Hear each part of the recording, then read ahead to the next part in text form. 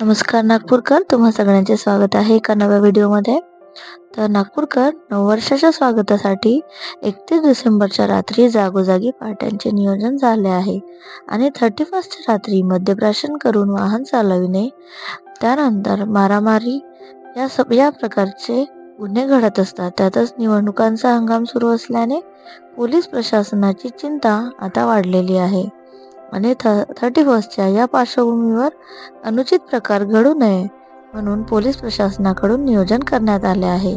शहरात जागोजागी पोलीस बंदोबस्त राहणार असून 100हून अधिक ठिकाणी नाकेबंदी करण्यात येणार आहे. तर मित्रांनो, नवीन वर्षाच्या स्वागताच्या दृष्टीने तळीरामांवर आवर घालण्यासाठी पोलिसांनी विशेष नियोजन केले आहे. 22 डिसेंबर पासून शहरातील 131 ठिकाणी नाकेबंदी करण्यात येणार आहे. नवीन वर्षाच्या अखेरच्या आठवड्यात अनेक तळीराम वेगाने वाहने दामटताना दिसतात. त्या काळात अपघात देखील होतात आणि त्यामुळेच या काळात मद्यपी वाहन चालक आणि वाहतूक नियमांचे उल्लंघन करणाऱ्यांना लक्ष केले जाईल. नवीन वर्षाच्या उत्सवाच्या नावाखाली कोणीही कायदा हातात घेतला तर लगेच कारवाई करण्यात येईल, असे पोलीस आयुक्तांनी स्पष्ट केले. नवीन वर्षाच्या स्वागताच्या दृष्टीने तळीरामांवर आवर घालण्यासाठी पोलिसांनी विशेष नियोजन केले आहे.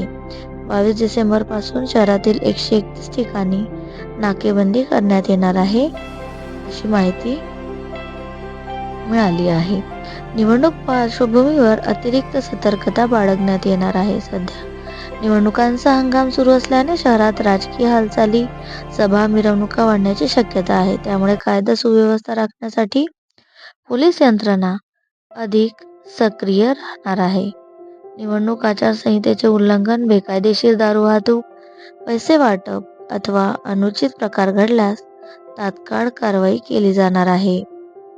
नवीन वर्षाच्या अखेरच्या आठवड्यात अनेक तळीराम वेगाने वाहने दामटताना दिसतात आणि त्या काळात अपघात देखील वाढतात. तर त्यामुळेच या काळात मद्यपी वाहन चालक आणि वाहतूक नियमांचे उल्लंघन करणाऱ्यांना लक्ष केले जाईल. नवीन वर्षाच्या उत्सवाच्या नावाखाली कोणीही कायदा हातात घेतला तर लगेच कारवाई करण्यात येणार आहे आणि तसेच ब्रेथ अनालायझरच्या माध्यमातून जागोजागी वाहन चालकांची तपासणी होईल. म्हणजे जर तुम्ही मद्य पिऊन गाडी चालवत असाल तर तुम्हाला लगेच पकडण्यात येईल.